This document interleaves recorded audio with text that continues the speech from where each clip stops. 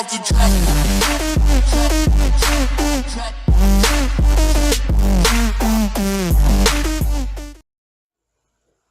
All right, what's going on, everybody? It's your boy Akin, and welcome to this blog. Here to give you a scout report on a player who is actually on a lot of people's draft boards as a top 10 selection, which I disagree with, but I will explain later. Talking about Solomon Thomas, the defensive end coming out of Stanford. Now, this kid is a pretty good athlete, hailing from Copel, Texas, and he was highly recruited not only for his play on the football field, but also for his academics. He did chose a great school to head for Stanford, not only for the football field, but they do have a good academic history, and this was a great selection. And on the football field, he did a pretty good job in 2016, in which he had 15 tackles for loss and 8.5 sacks, and he actually had 10 tackles for loss in 2015 season. He had a big year for 2016 though, garnering first team all Pac-12 conference, as well as third team All-American and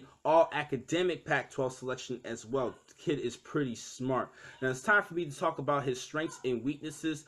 First, his strengths. Now, he does have great and powerful moves as far as shifting and getting in between gaps. He does a pretty good job with his technique and moves to evade opposing pass blockers to get to the quarterback. And he has great strength. He did bench press 225 pounds 30 times, and he also did run a 40 time in 4.69, which is the ideal speed that you want your defensive end to have to chase down ball carriers, which are great things. Now, as far as other things that I did like about him on the field, is that he did lead the team in tackles this past season, and he is not a quitter. He definitely plays through the end of the play when the whistle is finally blown. That's when he finally stops. Does a great job with that. Does not quit on plays. He does not. I haven't really seen him take that many plays off, as well as when I was watching him on film. This kid is a good athlete. He did come off of a great season. Other things that I do like about him is that he is a good leader on the team. He actually did a good job at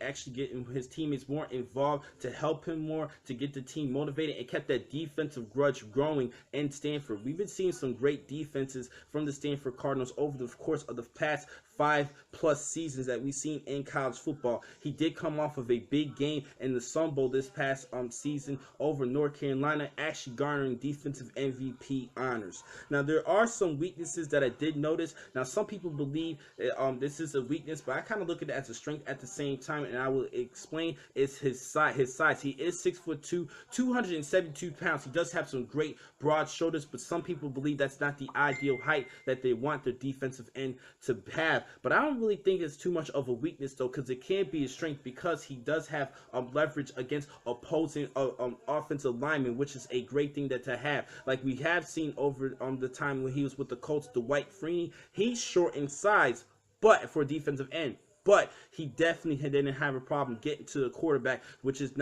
could be the same for Solomon Thomas.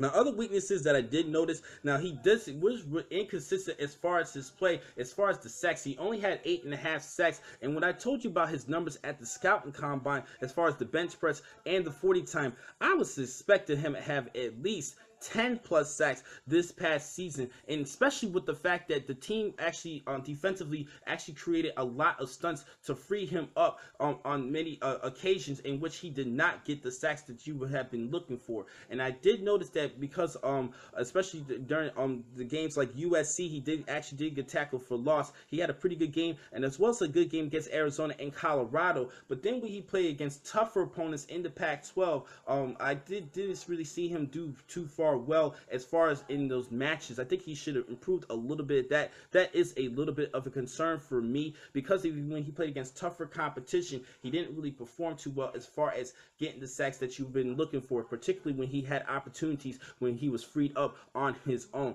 That is a little bit of a concern for me, especially with the numbers that he had at the scouting combine. Now, overall, for my projection, I actually see him as a first-round pick, but not a top 10. I think because of the situation and the scheme that he had taken advantage of at Stanford, that's why he was so productive. But I still see him as a solid first-round pick because of his speed and his strength. I think this is a great athlete, but not a top 10, possibly not even a top 15 selection at that.